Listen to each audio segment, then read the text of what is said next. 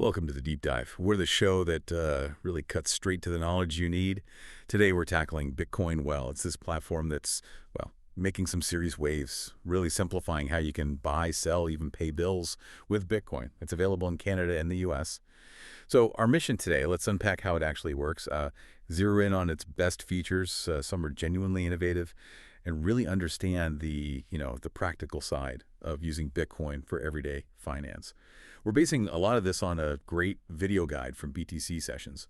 Really thorough stuff. Yeah, and that simplicity is exactly their goal.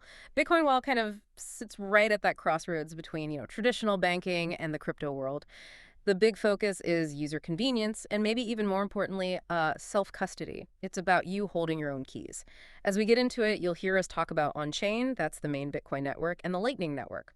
Lightning is like a faster, cheaper layer on top. Understanding the difference is pretty key to getting what makes this platform special. Absolutely. That intersection you mentioned, that's crucial. Okay, so let's make sure everyone can actually use it, starting right at the beginning. Setting up an account.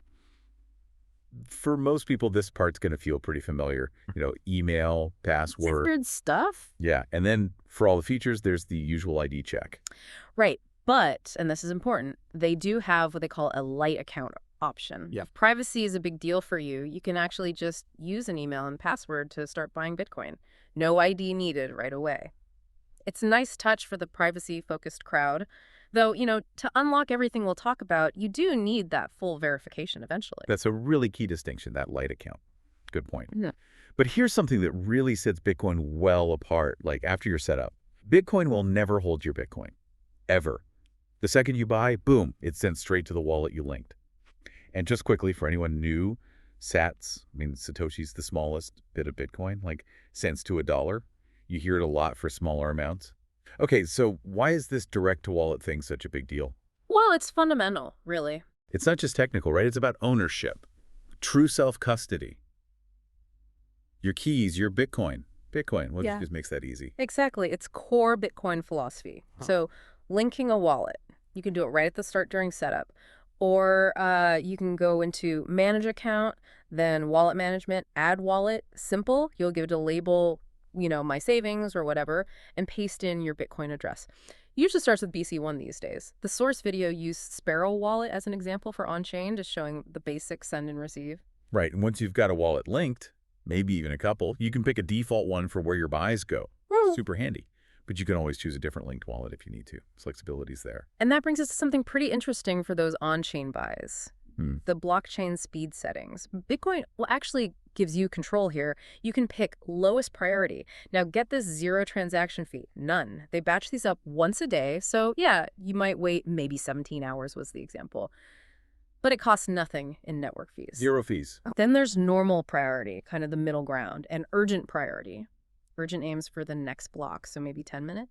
And there's a small fee. The example showed like 64 cents. Okay, let me play devil's advocate here for a sec. Why wouldn't you just always pick lowest priority if it's free? Is there a catch beyond waiting? Not really a catch, more like context matters. If you need the Bitcoin fast, maybe you're timing a purchase or paying something urgent, then yeah, 17 hours isn't going to cut it. But if you're just stacking sats for the long haul or moving between your own wallets, lowest priority is genuinely smart, zero cost. What's cool is that you get to decide based on your needs and what the network fees look like at that moment. That control is powerful. Right, makes sense. Okay, switching gears slightly, let's talk about actually buying the Bitcoin. What are the methods? They've got a few. Interac e-transfer, which was demoed. Online bank transfer, cash voucher that's neat, especially for the light accounts. And wire transfers for bigger sums. For Canadians, Interac seems to be the go-to, the most instant option. Yeah, and the Interact process is pretty straightforward. You send the money to pay@wellwallet.com. Or you can even use your username, like your username at BitcoinWell. They give you a security question and answer to use. Feels familiar, like paying a friend. Okay, now here's where the demo got really interesting. The first try. The Interac e-transfer. Blocked by the bank. The classic bank block. We've all been there, right? Oh no, we didn't block it. While the platform clearly says they did. Happens all the time. It really raises that question, why do banks do this? What does it say about how traditional finance views Bitcoin? They see it as competition or risk, or maybe they just don't understand it. But Bitcoin well anticipated this. So they had a plan B. Exactly. They provided an alternative email, buy@satstacker.ca, Same security question, just a different destination email for the e-transfer, and guess what? The transfer to that address went through perfectly. Bitcoin landed in the Sparrow wallet like a minute later because they'd chosen urgent. That's a really smart workaround. Essential, actually, if you want people to reliably use the platform. Okay, what about fees? How much does this cost? It's refreshingly simple. Just a 1% spread. That's the difference between their buy and sell price. That's their main fee. Yeah. The only other cost might be that blockchain network fee for on-chain buys. But again, you can make that 0 if you choose lowest priority. And the platform shows you exactly how much Bitcoin you'll get for your dollars, or, how many dollars you need to send to get, say, exactly 1 million sats. Very transparent. Okay, 1% spread plus optional network fee. Got it. Now, here's a really cool advanced feature. You can send Bitcoin to a specific linked wallet without even logging into Bitcoin Well. How? You Yeah. just put the wallet's label, the name you gave it, into the memo field of your Interac V-Transfer. Wait, really? So if I label a wallet vacation fund, You send an e-transfer to pay at wellwallet.com, put vacation fund in the memo, and the Bitcoin goes directly to that specific wallet, even if it's not your default one. Labels aren't case sensitive, apparently, but watch out for extra spaces. Think about the possibilities. Paying someone else directly into their wallet just by putting their label in the memo. Huge Help. flexibility. that's kind of mind-blowing. Directing funds just with a memo. Okay, and speaking of innovation, there's big news on the Lightning front, right? Yes. Lightning Network Buys just rolled out recently. This is a game changer. You can add a Lightning address now, like BTC session at speed.app was the example.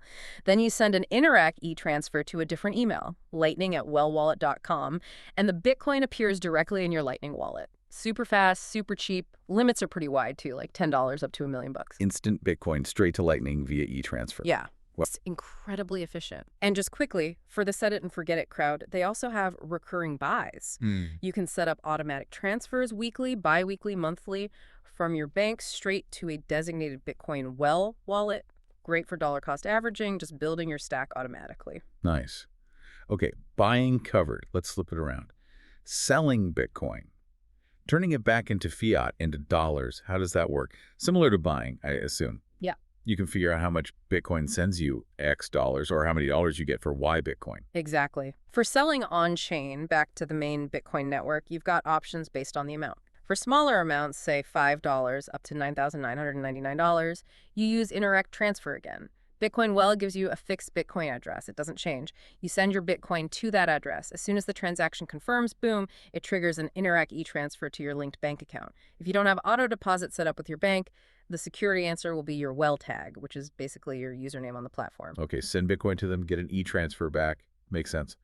What about bigger amounts? For larger sales, $10,000 up to $1 million per shot, they offer direct deposit. Takes a bit longer, maybe up to 3 business days, and you need to provide your specific bank account details for that. Right. But what about the fast way? The Lightning way? Ah, yes. Selling via Lightning. This is where it gets really impressive. Bitcoin gives you your own personal Lightning address specifically for selling. The example was like BTC sessions at sell.bcw.app. So everyone gets their own unique sell address. Seems so. And in the demo, they sent 80,000 sats, about $63 at the time, from a Lightning wallet, like Speed Wallet, to this personal sell address. The result. The e-transfer notification popped up almost instantly, like momentarily was the word used. Wow. And the actual money in the linked bank account within a minute or two. It's incredibly fast and makes Bitcoin feel liquid, like real money you can access immediately. That is astonishingly quick. And the killer feature here seems to be, again, no login required. Exactly. You just send Bitcoin from any Lightning wallet to your personal sell.bcw.app address, and the fiat just appears in your bank account. It's incredibly convenient for those times you need cash quickly. So let's just spell it out. Getting fiat into your bank, it can literally be lightning fast. That's not just a pun, it's reality here. It completely changes how you might think about accessing your Bitcoin value. Absolutely. It bridges that gap between digital asset and usable currency in a way that few other services manage so seamlessly. Okay, moving beyond just the buy-sell mechanics. Yeah. Bitcoin Well does more. Paying bills. You mentioned that earlier. That's right. This is super practical, especially for Canadians. You can pay a huge range of Canadian billers directly from the platform using your Bitcoin. How does that work? Do you just search for them? Pretty much. You go to Pay My Bills, then add Payees. You can search for, your credit card company like MasterCard, your phone provider like TELUS, utilities like NMAX. Enter your account number for that biller, and if your biller isn't there, you can actually request they add them, shows they're listening to users. Okay, so you add the biller. Then how do you pay? The demo showed paying an RBC MasterCard bill. Yeah, a $25 payment example using Lightning. Once you set up the payee and decide to pay, the platform generates a Lightning invoice for the amount. You just scan that QR code or copy the invoice string into your Lightning wallet, hit send, and the Bitcoin payment is instant. Instant payment. But does the biller see it instantly? Well, that's the catch with the antiquated legacy systems, as the source called them. The Bitcoin side is instant, but the biller might take a business day or so to actually process it and credit your account.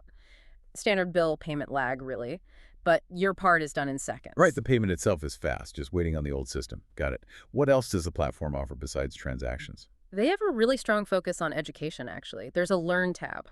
Inside, there's the Bitcoin Academy. It's pretty comprehensive, like 5 to 7 hours of material covering the basics, key terms, even financial sovereignty concepts, plus a Bitcoin knowledge quiz to check your understanding. That's great. Education is key in this space. Definitely. And it raises that question, right? How important is education for real adoption and empowerment in finance? Bitcoin Well seems to think it's crucial. I agree. And they also have something a bit more fun. The Bitcoin Wishing Well. Yeah.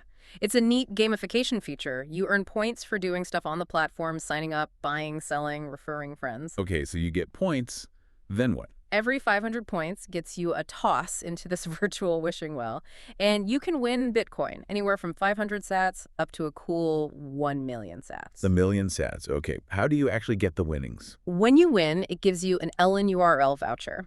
It's basically just a QR code. You scan that code with any Lightning wallet that supports LNURL, like SpeedWallet was used again, and poof, the sats land instantly in your wallet. It's a clever little reward system. Keeps you engaged, gives you more Bitcoin. Smart. Very cool. Okay, as we start to wrap up, let's look ahead. What's missing? What's on the wish list for Bitcoin? Well, based on the source material, shows where things might be heading. Right. The source mentioned a couple of key areas, mainly around enhancing privacy for on-chain stuff. One idea was adding support for XPub's extended public keys. Basically, this lets your wallet generate a fresh Bitcoin address for every single transaction you receive, automatically. It's a big privacy boost because you're not reusing addresses, which makes it harder for people to link your payments together. Okay, XPubs for better address hygiene. What else? Even more advanced was the mention of silent payment addresses. This is really cutting-edge stuff. With silent payments, you share one static address, but behind the scenes, the sender calculates a unique one-time use address just for that specific payment to you. It offers incredible privacy, making it almost impossible to link incoming payments to your main address or to each other. It's kind of the next frontier in Bitcoin privacy tech. Thinking bigger picture, these kinds of privacy tools are pretty vital for Bitcoin's long-term health and adoption, especially for users who value financial discretion. Silent payments. Sounds fascinating. Very next level. Anything else on the wish list? Yeah, 2 more things. Integration with the Liquid network. Liquid is a Bitcoin sidechain, offers faster settlements and different privacy features, sometimes useful if main chain fees get really high or for certain types of transactions. And the other big one was automating fiat e-transfers to other people. Wait, explain that one again. Imagine you want to pay someone, say, your landlord, $1,000. They don't accept Bitcoin. The idea is you could send the Bitcoin equivalent via Lightning to Bitcoin. Well, tell them the landlord's email address, and Bitcoin Well would automatically generate and send a $1,000 Interac e-transfer to the landlord. Whoa. Okay, so I pay in Bitcoin, but the recipient gets fiat, automatically handled by Bitcoin Well. Exactly. You wouldn't need to sell, wait for e-transfer yourself, then forward it. Just send Bitcoin, provide an email, done. That would be a game changer for actually using Bitcoin for everyday payments to people who aren't yet on board. Okay. It really bridges that final gap for seamless interaction with the legacy system. All right, so let's recap this deep dive. Bitcoin Well really shines with its clean interface, its focus on self-custody that's huge. The ability to buy and sell without logging in, using those memo fields or your personal Lightning address, that's incredibly slick. Plus the practical stuff like paying bills and the learning resources add real value. But honestly, for me, the mind-blowing part is the sheer speed of Lightning transactions.